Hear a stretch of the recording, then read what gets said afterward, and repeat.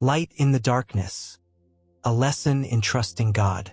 One ordinary day, Clara woke up early to begin her routine. She lived in a small town where everyone knew each other, and life was usually predictable. But that day, something different was about to happen. Clara worked as a teacher at the local school. She always started her day with a short prayer, asking for wisdom and patience to guide her students. That morning, as she read a Bible verse, one in particular caught her attention. Trust in the Lord with all your heart and lean not on your own understanding. Proverbs 3 verse 5. Without knowing why, she felt these words would be significant for the day ahead. When she arrived at school, Clara noticed that one of her students, Diego, was unusually quiet. Diego, a 10-year-old boy known for his bright smile and contagious energy, seemed to be carrying an invisible burden that day. During recess, Clara decided to approach him and have a talk. "Diego, are you okay?" she asked softly. Diego lowered his gaze, and after a few moments of silence, he replied, "Miss Clara, my dad lost his job, and at home we're worried because we don't know what we're going to do." Clara's heart sank. She knew many families in the town were struggling financially, but hearing this from such a young child was particularly painful.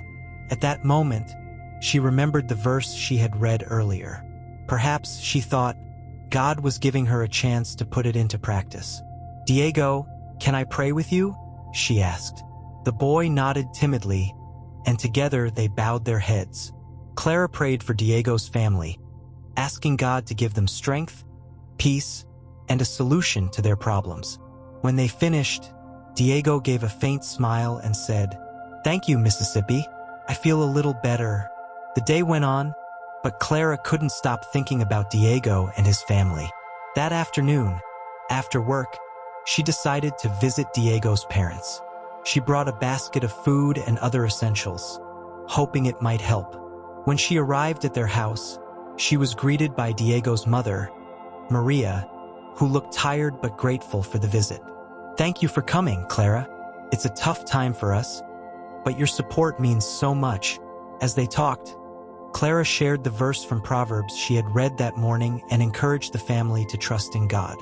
Maria became emotional and admitted she had been drifting away from her faith because of their struggles.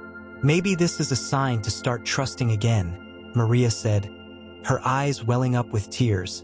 In the days that followed, Clara realized she wasn't alone in her desire to help. She shared the family's situation with some friends from her church, and together they organized a collection to support Diego's family.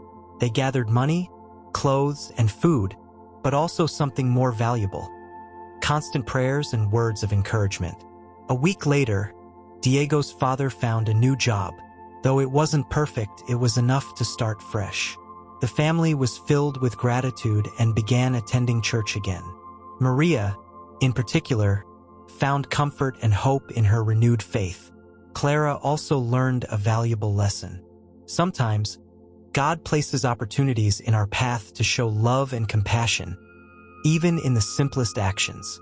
That experience reminded her that faith is not just lived out in grand miracles, but also in small acts of kindness that reflect Christ's love.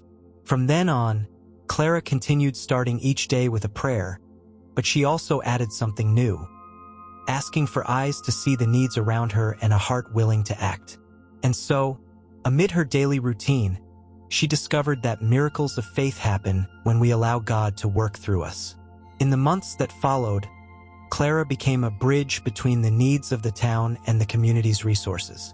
She organized workshops, meetings, and activities at the church to strengthen bonds between families and foster a network of mutual support.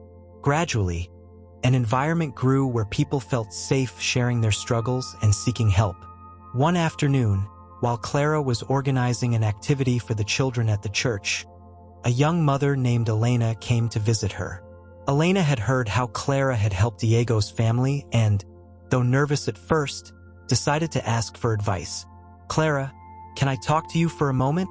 she asked, holding her 2-year-old son in her arms. "Of course, Elena. How can I help you?" Elena began to share her story.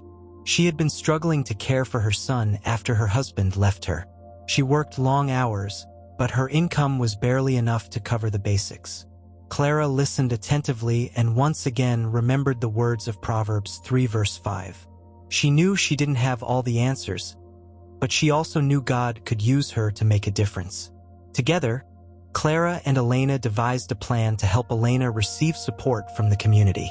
Clara also encouraged her to join a group of mothers at the church, where she could find companionship and emotional support. Over time, Elena not only managed to stabilize her financial situation, but also rediscovered a faith she thought she had lost. Each story of help and restoration strengthened Clara's conviction that God works in the everyday. She didn't need to witness grand miracles to believe. The small but significant changes in people's lives were proof enough that God's love was present.